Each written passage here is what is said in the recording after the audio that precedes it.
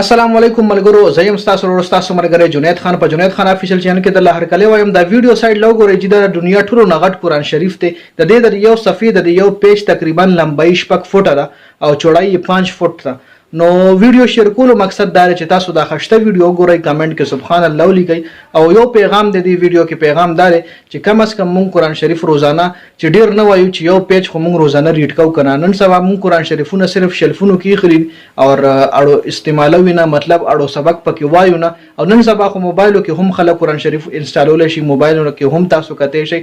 لکه یو کس لګیا دی 24 غنټه موبایل کې لګیا دی، یو 15 منټه کده چې د قرآن شریف سبق لو وکړ نو ژوندۍ به بدل شي. د قرآن شریف سبق ویلو کې مونږ له رڼا ده، د قرآن شریف سبق ویلو کې مونږ له فائدہ ده او دا د مونږ د رهنمایي کتاب دی کې مونږ له ډیر ښه پیغامونه دي چې څوک ترجمه سره وایي د قرآن شریف نو غله د علم او ضرورت نشته. دا ټول علم دی قرآن شریف کې. دا چې تا په ترجمه وي نو دا داسې شو چې ته عالم شوې، لکه مطلب پورا پرفیکټ عالم نه، خو لکه ډیر زیات سيزونه به تیز ده کې د دنیا نه به خبر شي، د الله پاک د حکمونو نه به خبر شي، د مختلف واقعیاتو نه به خبر شي، د حضرت محمد صلی الله علیه وسلم جن نه به خبر شي.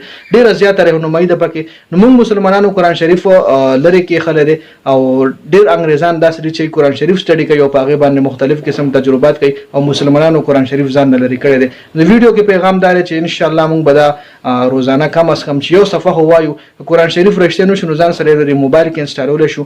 موبایل کې هم موږ هر ټایم لګیاو، یو 15 منټه چې موږ قرآن شریف لور کو زموږ د جون خلا به جوړ شي، زموږ جون کې برانا رشیدا یو شارټ غونډه پیغام می تاسو سره شیر کوم. بیل درم ویډیو بر اساس خو خوشي وي. جنید خان افیشل چینل سبسکرایب کړئ، ویډیو لایک کړئ، کمنټ کې خپل رائے موږ سره ضرور پېښ کړئ. والسلام.